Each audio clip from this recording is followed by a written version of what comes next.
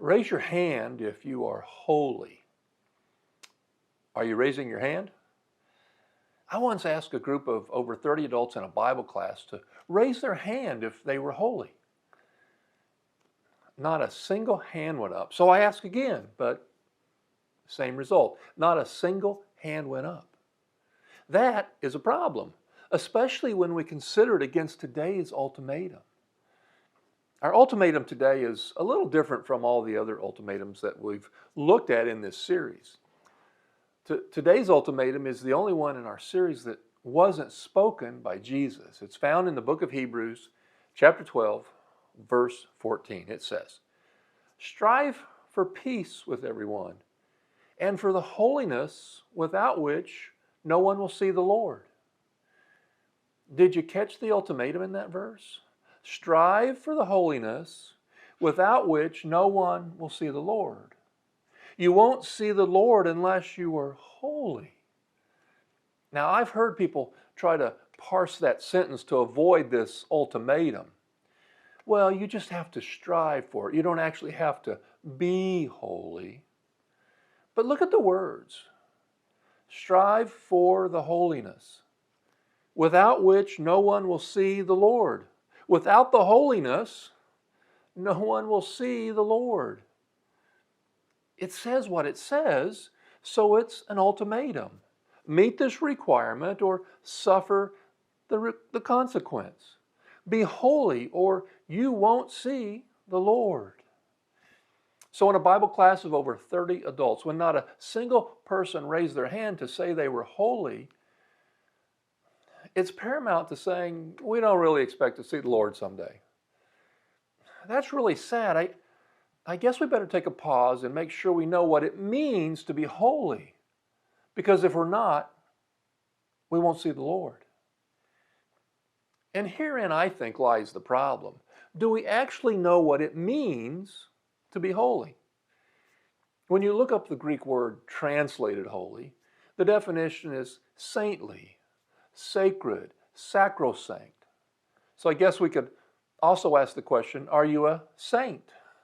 And again, it's likely that no one is going to raise their hand because we've allowed the meaning of the word saint to be changed over time to a definition that simply doesn't match the way it's used in the Bible. So let's see if we can make this easy. The word holy, the word saint, or sacred, or sacrosanct all have something in common at their core.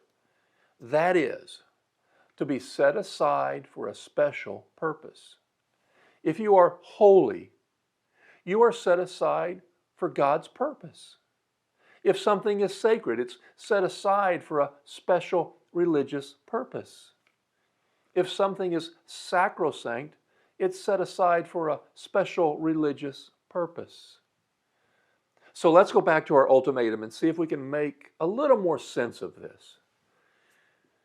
Without holiness, no one will see the Lord. Now try this. Without being set aside for God's purpose, holy that is, no one will see the Lord. Without being set aside for God's purpose, no one will see the Lord. It doesn't mean you have to be perfect.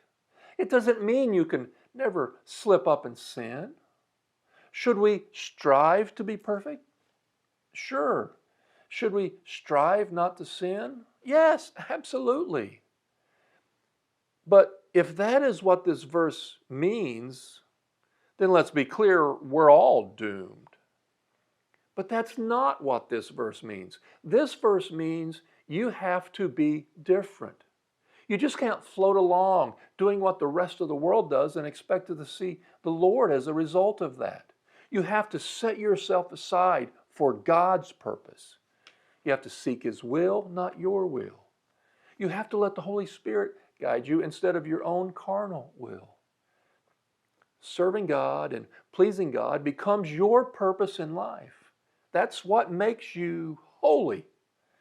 That's what sets you aside for God's purpose. And the author of Hebrews wants us to know that if that's not who we are, we won't see the Lord. So let's finish where we started. Raise your hand if you are holy. Raise your hand if you are set aside for God's purpose. Did you raise your hand? Did you not raise your hand? Or maybe you're like a lot of people I know and you're just not sure. You're not sure if you're holy or not. You need to be sure. Strive for the holiness without which no one will see the Lord. Serious words, serious consequences. Like all the other ultimatums we've looked at, a serious ultimatum. We'll leave it there for today. I hope you'll take some time to really consider these words from the book of Hebrews. In our next video, we'll take another ultimatum spoken by Jesus as we near the end of our series. Thanks again for listening. We'll see you next time.